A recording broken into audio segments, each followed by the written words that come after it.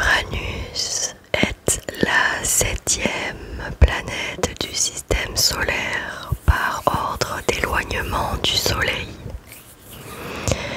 Elle orbite autour de celui-ci à une distance d'environ 19,2 unités astronomiques, soit 2,87 milliards de kilomètres, avec une période de révolution de 84,05 années terrestres.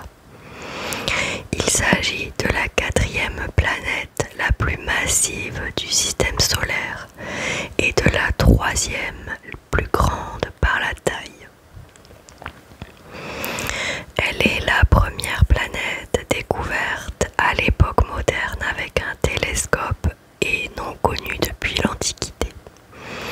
Bien qu'elle soit visible à l'œil nu, son caractère planétaire n'est alors pas identifié en raison de son très faible éclat et de son déplacement apparent dans le ciel très lent. William Herschel l'observe pour la première fois le 13 mars 1781 et la confirmation qu'il s'agit d'une planète et non d'une comète est faite pendant les mois qui suivent. Comme Jupiter et Saturne, l'atmosphère d'Uranus est composée principalement d'hydrogène et d'hélium avec des traces d'hydrocarbures. Cependant, comme Neptune, elle contient une proportion plus élevée de glace au sens physique, c'est-à-dire de substances volatiles telles que l'eau, l'ammoniac et le méthane, tandis que l'intérieur de la planète est principalement composé de glace et de roches, d'où leur nom de géante de glace. Par ailleurs, le méthane est le principal responsable de la teinte aiguë marine de la planète. Son atmosphère planétaire est la plus froide du système solaire, avec une température minimale de moins 224 degrés à la troposphère, à la tropopause, et présente une structure nuageuse en couche. À l'instar des autres planètes géantes, Uranus possède un système d'anneaux et de nombreux satellites naturels. On lui connaît 13 anneaux étroits et 27 lunes. Cas unique dans le système solaire, son axe de rotation est pratiquement dans son plan de révolution autour du Soleil, donnant l'impression qu'elle roule sur son orbite, du moins à un certain moment de sa révolution. Et ses pôles se trouvent donc là où la plupart des autres planètes ont leur équateur, c'est-à-dire sur les côtés. La planète est pourvue d'une magnétosphère en forme de tire-bouchon du fait de cette inclinaison de l'axe. La distance de la planète à la Terre lui donnant une très faible taille apparente.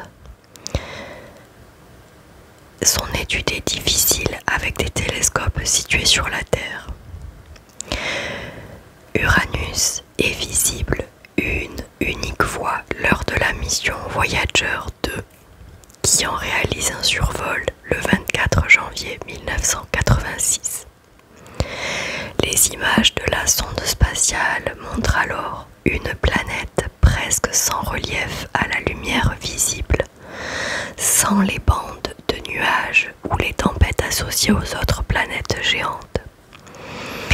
L'avènement du télescope spatial Hubble et des grands télescopes au sol à optique adaptative permet ensuite des observations détaillées supplémentaires révélant un changement saisonnier, une activité météorologique accrue et des vents de l'ordre de 250 mètres par seconde.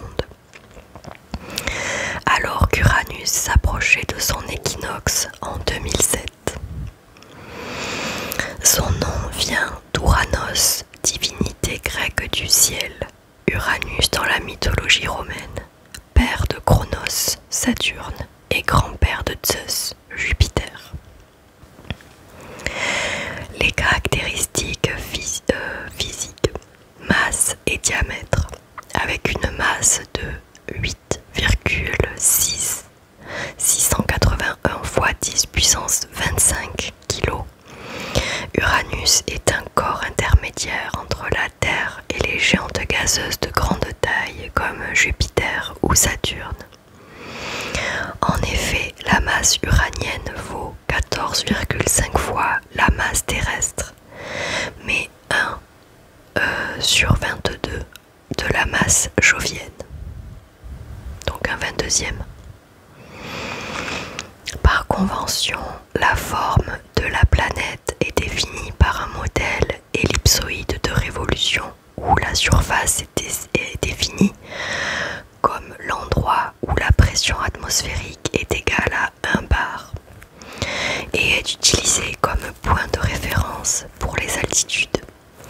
Son rayon équatorial est de 25 559 km et son rayon polaire est de 24 973 km.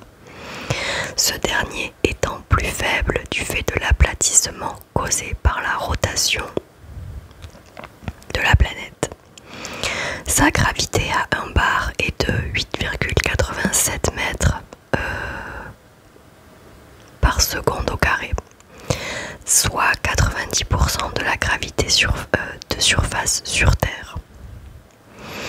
Comme Uranus est légèrement moins massive que Neptune, cette dernière possédant une masse de 1,024 fois 10 puissance 26 kg, elle est légèrement plus grande en raison de la compression gravitationnelle.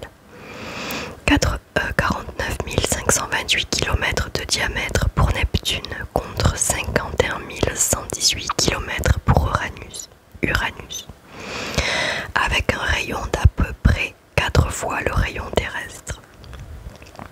Par ailleurs, Neptune et Uranus sont souvent considérés comme une sous-classe des planètes géantes, appelées géantes de glace, en raison de leur taille plus petite et de leur plus forte concentration de substances volatiles par rapport à Jupiter et Saturne. Dans le cadre de la recherche d'exoplanètes, Uranus est parfois utilisé comme métonymie pour décrire les corps découverts ayant une masse similaire. L'appellation Neptune reste cependant plus courante, par exemple les Neptunes chaudes ou froides. La structure interne. La masse volumique d'Uranus, 1,27 g par cm3, en fait la deuxième planète la moins dense après Saturne. Cette valeur indique qu'elle est composée principalement de diverses glaces telles que l'eau, l'ammoniac et le méthane, de façon similaire à Neptune. La masse totale de glace à l'intérieur d'Uranus n'est pas connue avec précision, car les valeurs diffèrent selon le modèle choisi. Cependant, cette valeur doit être comprise entre 9,3 et 13,5 masses terrestres. L'hydrogène et l'hélium ne constituent quant à eux qu'une petite partie du total, avec entre 0,5 et 1,5 masses terrestres, en proportion identique à celle trouvée au sein du Soleil. Le reste de la masse non glacée, 0,5 à 3,7 masses terrestres, est représenté par des matériaux rocheux. Le modèle standard de la structure d'Uranus se décompose en 3 couches, un noyau rocheux, silicate, fer et nickel, au centre, un manteau glacé au milieu, puis une enveloppe externe d'hydrogène et d'hélium gazeux. Le noyau est relativement petit avec une masse de seulement 0,55 masses terrestres et un rayon inférieur à 20% de la planète, soit environ la taille de la Terre. Le manteau comprend l'essentiel de sa sa masse pour 60% du rayon et la haute atmosphère les 20% restants pour 0,5 masse terrestre. Avec une masse volumique du noyau d'Uranus d'environ 4,42 grammes par centimètre cube, la pression au centre serait d'environ 5,8 m bar. Je sais pas si c'est méga bar. Non, c'est pas ça. Millions, je sais pas. Un peu moins du double que celle au centre de la Terre. Voilà. Et la température de l'ordre de grandeur est de 4727 degrés. Comme il est d'usage en planétologie, le manteau est qualifié de glacé même s'il s'agit d'un fluide chaud et dense composé d'eau, d'ammoniac et d'autres substances volatiles. Ce fluide à haute conductivité électrique est parfois appelé océan au ammoniac. En 1981, des études théoriques et des expériences réalisées par compression laser conduisent Marvin Ross du laboratoire national Lawrence Livermore a proposé que cette couche soit totalement ionisée et que le méthane y soit pyrolysé en carbone sous forme de métal et de diamant. Le méthane se décompose en carbone et en hydrocarbures du fait des très fortes pressions et températures y régnant. Ensuite, la précipitation du carbone libère de l'énergie, énergie potentielle gravitationnelle convertie en chaleur, entraînant des courants de convection qui libèrent des hydrocarbures dans l'atmosphère. Ce modèle expliquerait la présence d'hydrocarbures divers dans l'atmosphère d'Uranus. En 2017, de nouvelles expériences simulant les conditions présumées régner vers 10 000 km sous la surface d'Uranus et de Neptune viennent conforter ce modèle en produisant des diamants de taille nanométrique. Ces conditions de haute température et pression ne peuvent pas être maintenues plus d'une nanoseconde sur Terre, mais dans les atmosphères de Neptune ou d'Uranus, les nanodiamants auraient le temps de croître pour donner des pluies de diamants. Il est également supposé que ce type de pluie de diamants se produise sur Jupiter et Saturne.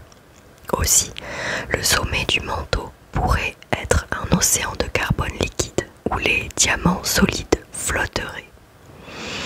Certaines études appuient l'hypothèse selon laquelle le manteau serait constitué d'une couche d'eau ionique dans laquelle les molécules d'eau se décomposeraient en ions hydrogène et oxygène, et plus profondément en eau superionique dans laquelle l'oxygène cristallise, mais les ions hydrogène flottent librement dans le réseau d'oxygène. Cependant, d'autres études tendent à établir que la présence de carbone sous forme de méthane ne permettrait pas la formation d'eau superionique et plus précisément de cristaux d'oxygène. Bien que le modèle considéré ci-dessus soit raisonnablement standard, il n'est pas unique et d'autres modèles sont également envisagés. Par exemple, il se pourrait qu'il y ait des quantités substantielles d'hydrogène et de roche mélangées dans le manteau de glace, faisant que la masse totale de glace supposée soit supérieure à la réalité. Les données actuelles disponibles, provenant quasiment uniquement du survol de Voyager 2, ne permettent pas d'avoir de certitude en la matière.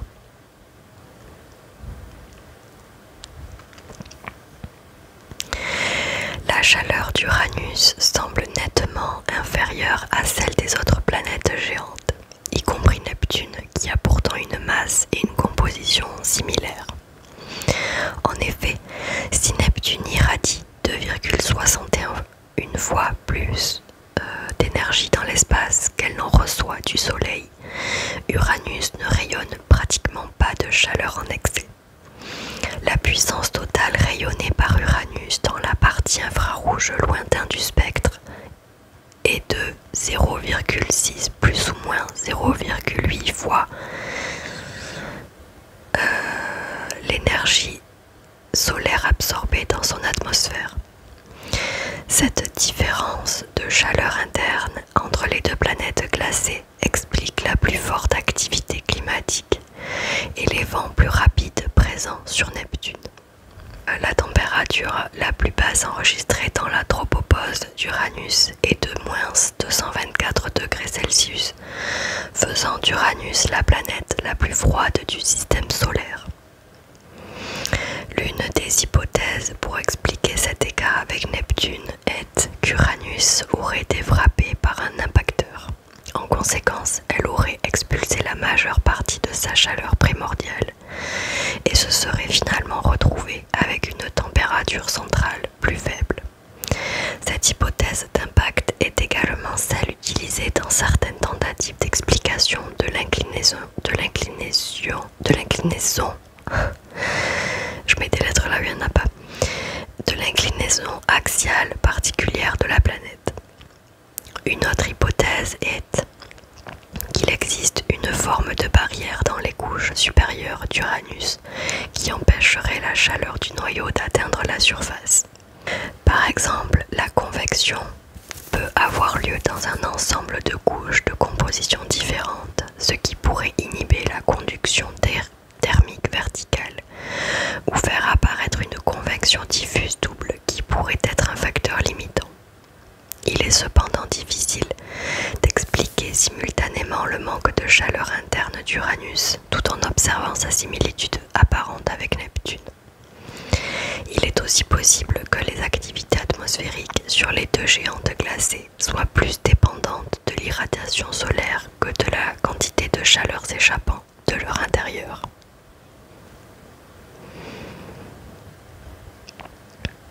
L'atmosphère d'Uranus. Bien qu'il n'y ait pas de surface solide définie à l'intérieur d'Uranus, la partie la plus externe de l'enveloppe gazeuse d'Uranus est appelée son atmosphère. L'atmosphère uranienne peut être divisée en 3 couches. La troposphère entre -300 et 50 km avec des pressions allant de 100 à 0,1 bar. Puis la stratosphère de 50 à 4000 km et des pressions allant de 0,1 à 10 puissance -10 bar.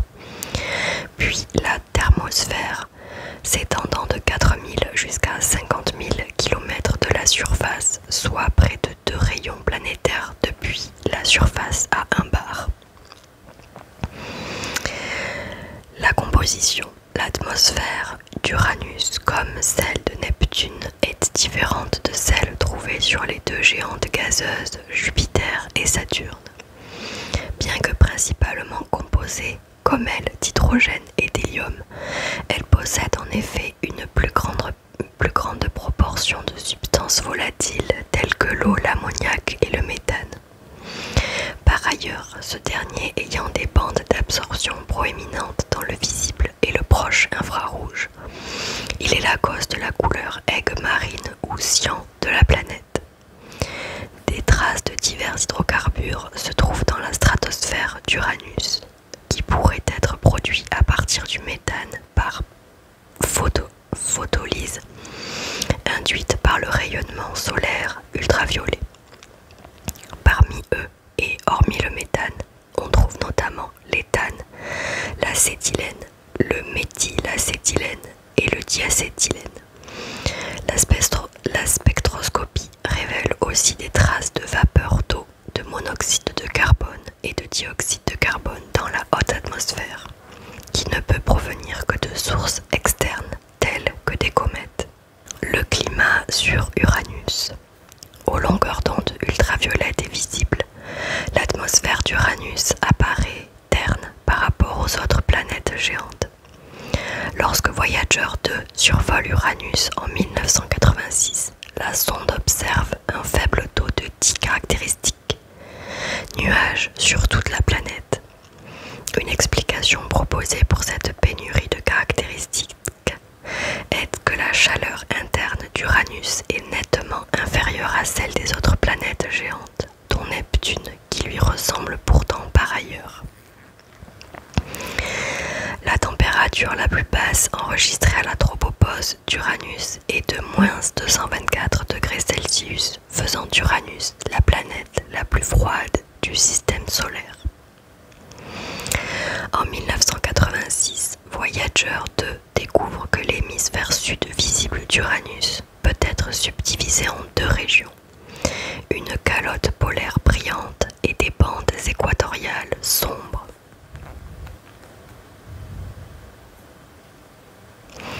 Leur frontière est située à environ une latitude d'environ -45 degrés. Une bande étroite chevauchant la plage latitudinale de -45 à -50 degrés est la caractéristique la plus brillante sur sa surface visible. Elle est appelée le collier du sud. Il est supposé que la calotte et le collier sont des régions denses de nuages de méthane situées dans la plage de pression de 1,3 à 2 bars. Outre la structure en bande à grande échelle, Voyager 2 observe 10 petits nuages brillants, la plupart se trouvant à plusieurs degrés au nord du collier.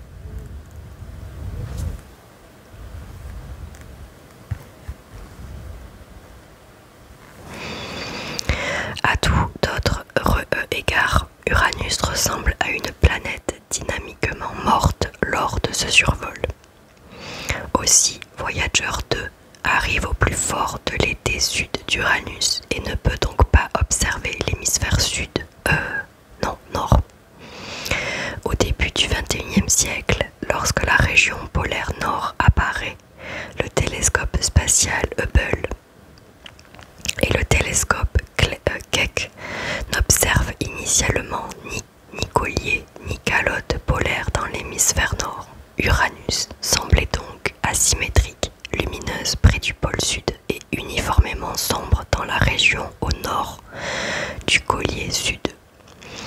Cependant, en 2007, quand Uranus atteint son équinoxe, le collier sud avait presque disparu et un léger collier nord avait quant à lui émergé vers 45 degrés de latitude. Dans les années 1990, le nombre de caractéristiques de nuages brillants observés augmente considérablement, en partie grâce à de nouvelles techniques d'imagerie haute résolution. La plupart sont trouvés dans l'hémisphère nord alors qu'ils commençaient à devenir visibles. Il existe des différences entre les nuages de chaque hémisphère. Les nuages du nord sont plus petits, plus nets et plus brillants. Aussi, ils semblent se trouver à une altitude plus élevée. La durée de vie des nuages s'étend sur plusieurs ordres de grandeur. Si certains petits nuages vivent pendant quelques heures, au moins un nuage au sud semblait avoir persisté depuis le survol de Voyager 2, 20 ans après. Des observations plus récentes laissent également à penser que les nuages sur Uranus seraient semblables à certains points à ceux de Neptune. Par exemple, les taches sombres communes sur Neptune n'avaient jamais été observées sur Uranus avant 2006, lorsque la première de ce type, appelée Uranus Dark Spot, est prise en image. Il est spéculé qu'Uranus deviendrait plus semblable à Neptune lorsque proche de ses équinoxes. Le suivi des caractéristiques nuageuses permet de déterminer des vents zonaux soufflant dans la haute troposphère d'Uranus. À l'équateur, les vents sont rétrogrades, ce qui signifie qu'ils soufflent dans le sens inverse de la rotation planétaire. Leurs vitesses vont de -360 à -180 km/h. La vitesse du vent augmente avec la distance de l'équateur, atteignant des valeurs nulles près de plus ou moins 20 degrés de latitude, là où se situe la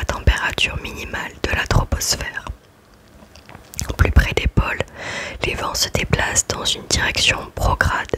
La vitesse du vent continue d'augmenter pour atteindre des maxima à 238 mètres par seconde, 856 km par heure, vers plus ou moins 60 degrés de latitude avant de tomber à zéro au pôle. Les variations saisonnières pendant une courte période de mars à mai 2004, de gros nuages apparaissent dans l'atmosphère uranienne, lui donnant une apparence similaire à celle de Neptune. Les observations comprenaient des vitesses de vent de 229 mètres par seconde, 824 km par heure, et un orage persistant surnommé feu d'artifice du 4 juillet. En 2006, la première tache sombre est observée. La raison pour laquelle cette soudaine recrudescence d'activité s'est produite n'est pas entièrement connue, mais il semble que l'inclinaison axiale d'Uranus entraîne des variations saisonnières extrêmes de son climat. Il est difficile de déterminer la nature de cette variation saisonnière car des données précises sur l'atmosphère d'Uranus existent depuis moins de 84 ans, soit une année uranienne complète. C'est long. La photométrie au cours d'une demi-année uranienne à partir des années 1950 montre une variation régulière de la luminosité dans deux bandes spectrales, les maxima se produisant au solstice et les minima aux équinoxes. Une variation périodique similaire avec des maxima au solstice est notée dans les mesures par micro-ondes de la troposphère profonde commencée dans les années 1960. Les mesures de la température stratosphérique à partir des années 1970 montrent aussi des valeurs maximales proches du solstice de 1986. Il est supposé que la majorité de cette variabilité se produit en raison de changements dans la géométrie de visualisation. Il existe quelques indications des changements saisonniers physiques se produisant sur Uranus. En effet, si elle est connue pour avoir une région polaire sud brillante et un pôle nord mat, ce qui serait incompatible avec le modèle du changement saisonnier décrit ci-dessus, la planète avait pourtant affiché des niveaux de luminosité élevés lors de son précédent solstice de l'hémisphère nord vers 1946. Le pôle nord n'aurait ainsi pas toujours été aussi sombre et le pôle visible pourrait ainsi s'éclaircir quelque temps avant le solstice et s'assombrir après l'équinoxe. Une analyse détaillée des données visibles et micro-ondes révèle que les changements périodiques de luminosité ne sont pas complètement symétriques autour des solstices, ce qui indique également un changement dans les modèles albédo-méridiens. Dans les années 90, alors qu'Uranus s'éloigne de son solstice, Hubble et les télescopes au sol révèlent que la calotte polaire sud s'assombrit sensiblement, sauf le collier sud qui reste brillant.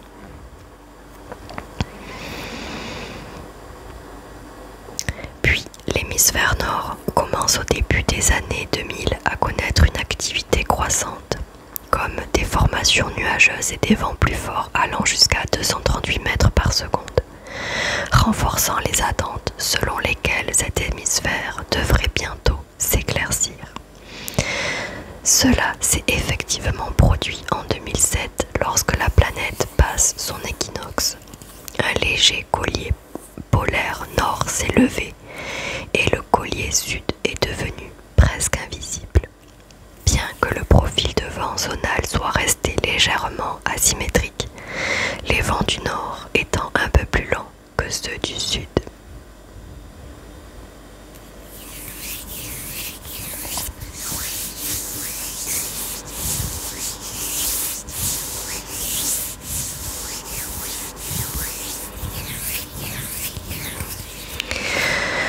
Voilà les amis, c'est tout pour moi aujourd'hui pour cette vidéo.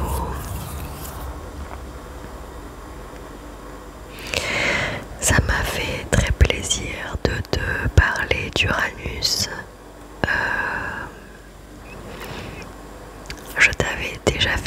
sur Vénus, Mercure il me semble, le Soleil, maintenant Uranus, et je continuerai le voyage autour des planètes du système solaire dans d'autres vidéos.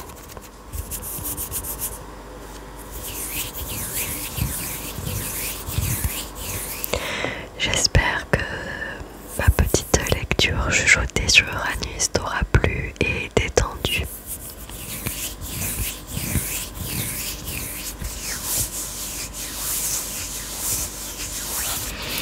Je me suis remise dans mon joli décor que je dois dire que je préfère à l'autre, même si j'adore l'autre aussi.